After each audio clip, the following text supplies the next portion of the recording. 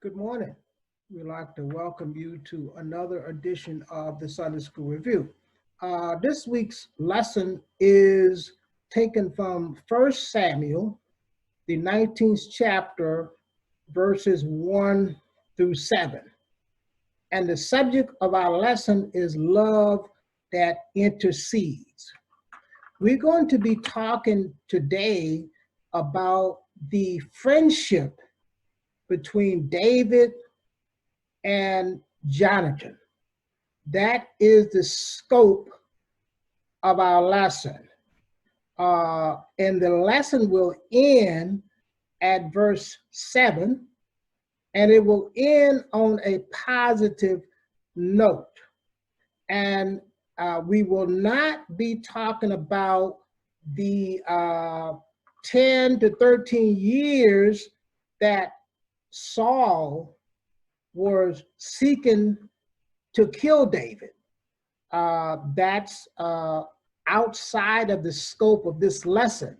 However, we may mention something about that in passing. But the scope of the lesson today is the friendship between David, who had become a military hero, and Jonathan, that is Saul, the king's son. And in verse 1 of this lesson, it talks about the plot. And verse 1 says, "And Saul spoke to Jonathan his son and all his servants that they should kill David. But Jonathan, Saul's son, delighted much in David. And Jonathan told David, saying, Saul, my father, seeketh to kill you. Now therefore I pray thee, take heed to thyself until the morning, and abide in a secret place and hide thyself." Now, Jonathan and David had developed this strong friendship. Now, when they met each other, they immediately hit it off. And they developed this strong friendship. That's the scope of this lesson today. And they were committed to each other. This commitment was just beyond having a strong interest. And they formalized this friendship or this commitment with establishing a covenant. Now, before we go too far off in left field or start thinking off in left field, now, David was a type of Christ. The scripture tells us that David was a man after God's own heart. So just like Christ, we should establish a covenant relationship with Christ. That's the type of relationship that David and Jonathan had. And we're going to explore that relationship.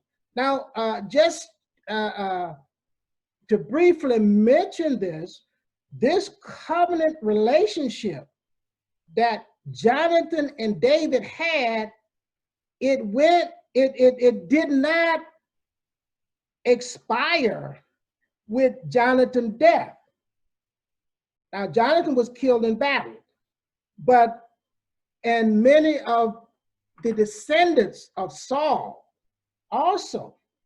But once David came on the throne, he remembered this covenant relationship that he had with Jonathan. And he sought to find a descendant of Jonathan. And when he did, he said, this man will eat at the king's table. So this was a real committed relationship. It was not severed when Jonathan died, when Jonathan was killed, but that relationship remained, just like our covenant relationship with Christ. He said he will never leave us. When things get tough, as we're going to see in this relationship with Jonathan and David, when things got tough, Jonathan nor David didn't bail out. And let's go on with the next verse, which is verse 3. And it says, clemency plan. And I will go away and stand beside my father in the field where thou art, and I will commune with my father of thee and what I see, and I will tell thee. Now, when we talk about a committed relationship or friendship, there is some risk involved. And when things get tough, you're not going to bail out. And this is the thing here. Jonathan risked, there was some risk that he had to take. As we said in verse 1, Jonathan was Saul's son, and Saul was the king. So the king actually had issued a command, basically, to kill David. Put it bluntly, kill David. So Jonathan was in a dilemma. Now, Jonathan, we're going to see in these verses here, actually 3, and it's going to go on to probably verse 5, where Jonathan risked his life. This is essentially what's happening. Jonathan risked his life for David, and it was his life was on the line. And also at risk was the relationship that he had with his father. And you might say, yeah, one of the dilemmas was, even one of the commandments said, obey your parents. And as we're gonna explore a little bit later, his father was basically telling him to commit murder, as we're gonna see when Jonathan makes the case later on. So Jonathan, there was risk involved. So with a friendship, there comes the risk of his life, and the relationship with his father. And as I said, it didn't help that his father was a king. In verse 4, the intercession. This is where Jonathan begins to make his case, or actually the case for David. And Jonathan spake good of David unto Saul his father, and said unto him, let not the king sin against David. So he saw it for what it is. Well, this is sin. It is what it is. Let's call it what it is. It is sin against David. Verse 4 continues. Because he has not sinned against thee, and because his works have been to thee ward very good. In other words, David has done nothing wrong unto you, only good. And Jonathan continues on in making his case in verse 5. For he did put his life in his hand and slew the Philistine, and the Lord wrought a great salvation for all Israel. Thou saw it and did rejoice. Wherefore wilt thou sin against innocent blood to slay David without a cause? Now, that last clause in verse 5 is the classic definition of first-degree murder. To take a life without a cause or without justification. Now, Saul had no real motive for his action. Now, he may have had a manufactured reason.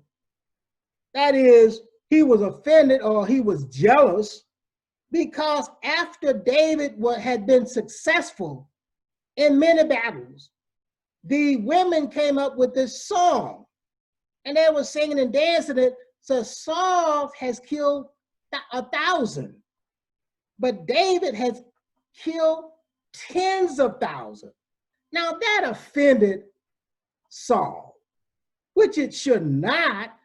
And clearly that's no reason or justification for murder. So by the fact that Saul was jealous of David, that caused a bitter root to grow in his heart or develop in his heart. Now, and it's in the New Testament, I think it's Hebrews 12 and 15, I believe it is, that says it warns us of a bitter root that springs up in your heart, because as a result of that, it can defile many. And that bitter root, well, we know it put a strain on this friendship. We know that. And there were other innocent people that were defiled as a result of Saul's jealousy, this bitter root that had sprang up in his heart. So as Jonathan makes his case, he's saying that there is no real motive for your action.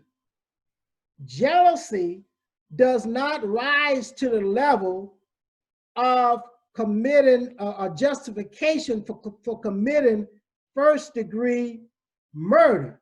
Yes, he was offended. He was jealous of David because they was making more fuss, or they was giving him, as he see it, more praise than they were giving to him.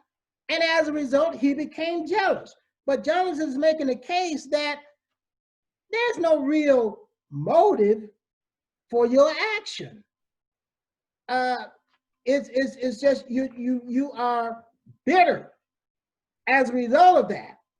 And we're gonna go.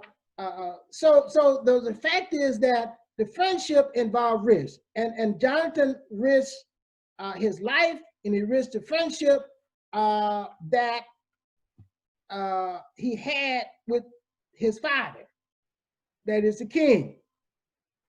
Now, when we go to our next outline, it takes us to verse 6 and 7 is the vow. Now, and verse 6 tells us, Saul hearkened unto the voice of Jonathan, and Saul sware that as he liveth, he shall not be slain. Now, we see this, and as I said, the lesson will end at 7, and it will end on a positive note. But we see this, and we know this because we can gleam ahead, that this promise that Saul made in verse 6 was an empty promise. It was not from the heart. The root of bitterness that Saul had in his heart still remained. And we go to verse 7. And Saul and Jonathan called David, and Jonathan showed him all those things, and Jonathan brought David to Saul, and he was in his presence as in times past. So this lesson says, gives the title for this subsection, reconciliation. Now, if you remember, I said last week when we were talking about Joseph and his brothers being reconciled. And I said that reconciliation was a two-part scheme. First, you admit you're wrong, and then the other part is you ask for forgiveness. That was a complete restoration. So really, and I don't want to hop on it, but the fact is that this is not true reconciliation, because the bitter root that was in Saul's heart was not resolved. He did not have a changed heart. And as I said, it's not in our lesson, because the lesson stops at 7. And if we just gleam ahead to verse 8 and beyond, we see that David went out and was continually successful in battle. And again, Saul was enraged. So there it proves that Saul had not dealt with that root of bitterness. So this promise that we see here in verse 6 is really just an empty promise. But the lesson focus this week is on the strong friendship that Jonathan and David had, and the fact that the death of Jonathan did not sever that relationship that they had. Because once, as I said, once David did get on the throne, he sought out a descendant of Jonathan and said, this man will always sit at the king's table. So Jonathan nor David did not bail on their friendship, just like Christ will not bail on us. When things get tough, just like Christ will not bail on us, Jonathan and David friendship remained regardless of the circumstances. We'd like to thank you for watching today. Join us next week for another edition of the Sunday School Review. Thank you.